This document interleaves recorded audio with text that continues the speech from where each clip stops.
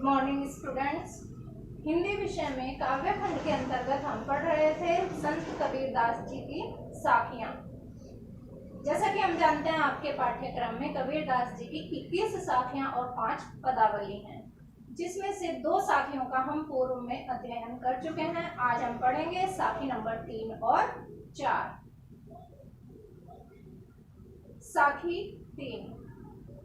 दीपक दिया तेल भरी, बाती दई अघट, पूरा किया बिसाहुना, बहुरी न आवो हट। देखिए, यहाँ पर कबीरदास जी ने गुरु के ज्ञान का शिष्य पर क्या प्रभाव पड़ता है उसका वर्णन किया गया है। प्रसंग में आप ये भी लिखेंगे कि यहाँ पर कबीरदास जी ने शिष्य पर गुरु का क्या प्रभाव पड़ता है, इसका वर्णन इस साखी में किया गया है। उसके पहले शब्दार्थ देख लेते हैं। दीपक यानी शरीर रूपी दीपक। शिष्य का या किसी भी मनुष्य का शरीर कैसा है? दीपक के समान है। तेल प्रेम रूपी तेल, उसमें जो तेल है वो कैसा है? प्रेम रूपी तेल है। बाती ज्ञान रूपी बाती, बाती जो है दीपक में वो ज्ञान रूपी बाती है। और कैसी है? अक्षय है, यानी कभी ना समाप्त होने वाली। ज्ञान ज्ञान कैसा है? कभी ना समाप्त होने वाला। अघट अक्षय या अटूट। अघट अक्षय, क्षय माने नष्ट हो जाने वाला, समाप्त हो जाने वाला, और अक्षय यानी कभी ना समाप्त होने वाला। बिसाहुना क्रय या विक्रय यानी लेन देन। बहुरी यानी फिर से, दोबारा। हट यानी हाट या बाजार। अब इस व्याख्या को समझने से पहले हम एक बार इसको पूरा समझ लेते हैं कि दीपक क्या है, तेल कैसा है, बाती, ये सारी चीजों की संज्ञा यहाँ पर किस लिए दी गई है। देखिए, ये जो दीपक है ये कैसा है? ये जो दीपक है ये शरीर रूपी दीपक है। दीपक शरीर रूपी है, इसमें प्रेम रूपी तेल भरा हुआ है। ये जो तेल है ये कैसा है? प्रेम रूपी तेल है। और जो बाती है वो ज्ञान की बाती है, ज्ञान रूपी बाती है। और बाती कैसी है?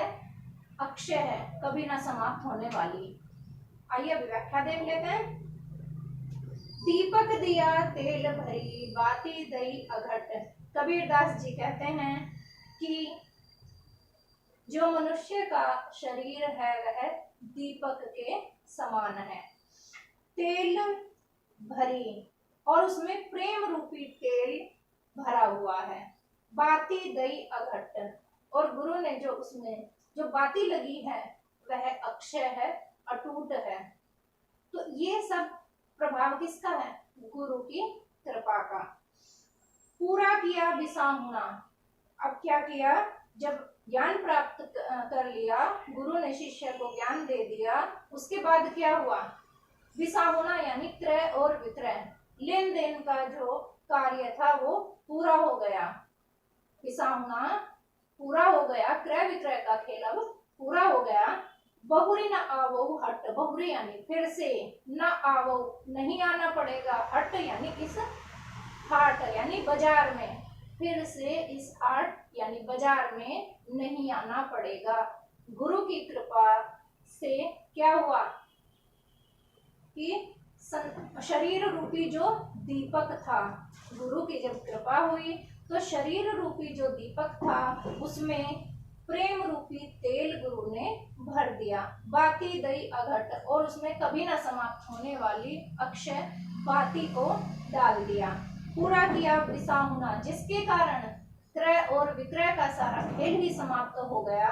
बहुरी न आवो हट, और जीव को इस संसार रूपी बाजार में फिर से नहीं आना पड़ा। यानी गुरु की कृपा हुई तो जीव आवागमन के चक्र से मुक्त हो गया और उसको मोक्ष की प्राप्ति हो गई। इस साखी में रूपकातिशयोक्ति अलंकार है, भाषा सदुक्कड़ी है, रस इसमें शांत है, शब्द शक्ति, लक्षणा और छंद दोहा। कबीरदास जी की जितनी भी साखियां हैं उसमें भाषा उनकी सदुत्तरी है, छंद दोहा है, रस और अलंकार परिवर्तित होते रहते हैं।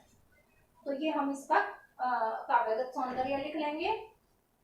इस पर आधारित जो प्रश्न आपसे पूछे जाएंगे 5 प्रश्न, वो इस प्रकार होंगे। प्रस्तुत दोहे के पाठ और कवि का नाम लिखिए, जो मैं आपको पहले बता चुके हैं। संदर्भ जैसे लिखा था, जैसे आपको बताया गया था, वैसे ही आपको इसमें लिखना है।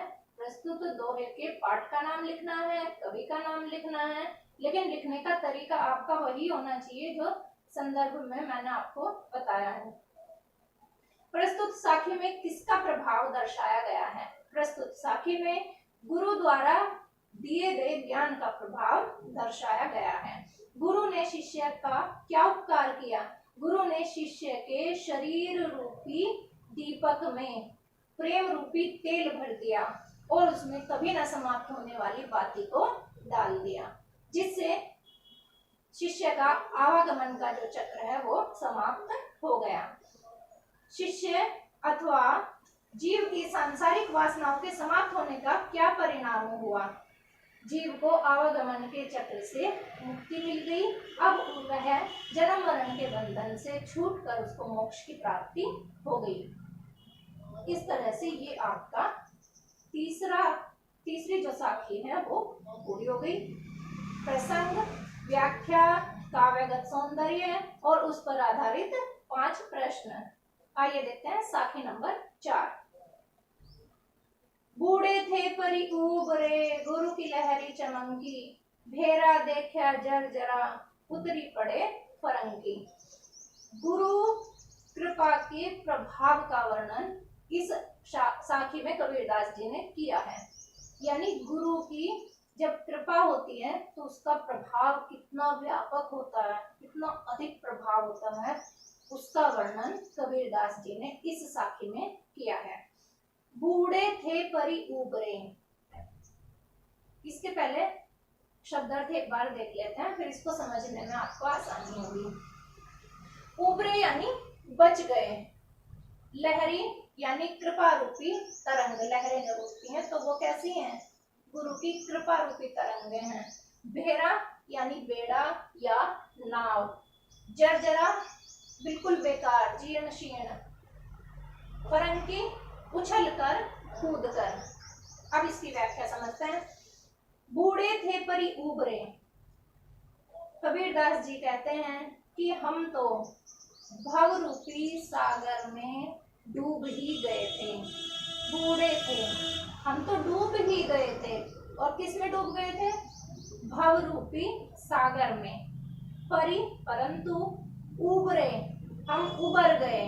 और कैसे उबर गए? गुरु की लहरी चमकी, जब गुरु की कृपा रूपी लहर हमको दिखाई दी, यानी गुरु की कृपा रूपी लहर ने हमको बचा लिया। हम तो डूब ही गए थे, लेकिन गुरु की कृपा रूपी लहर जब हमको दिखाई दी तो हम उबर गए, बच गए। अब कैसे बच गए? दूसरी पंक्ति में वही बताया गया है।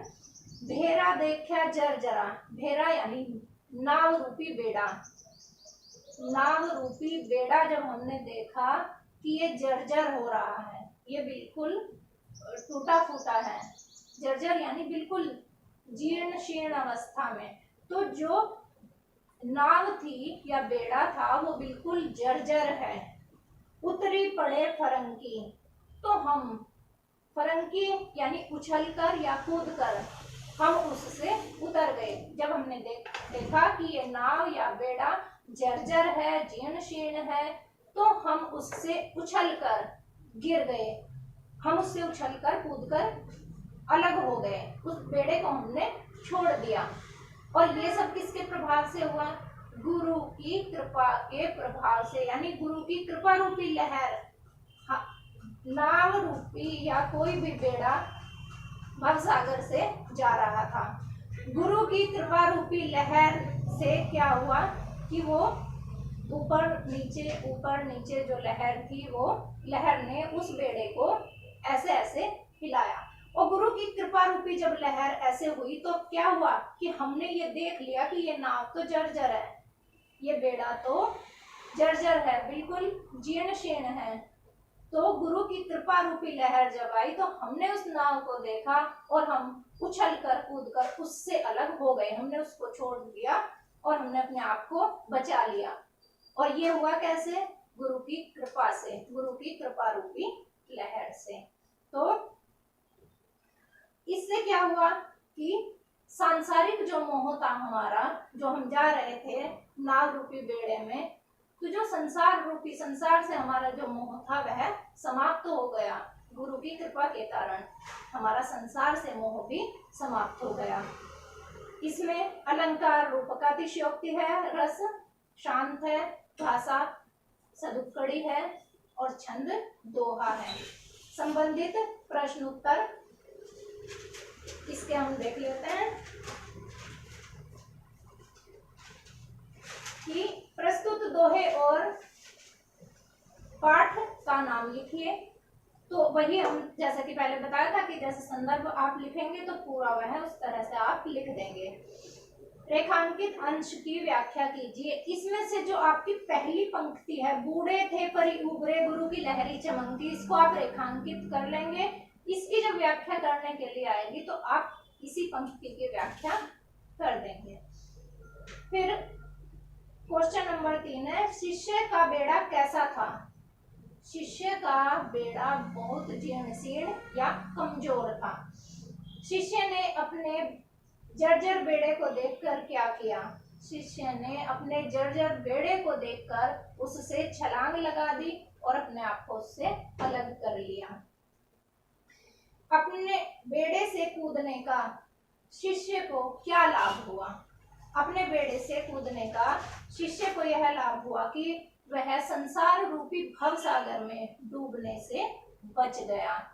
ये आप दो साखियां, इनको आप एक बार पढ़ेंगे भी, वीडियो के सहारे से आप एक बार इसको देख लेंगे। जो भी आपको इसमें लगता है कि नहीं समझ में आता तो आप मेरे को मैसेज करेंगे या फोन करके आप पूछ लेंगे।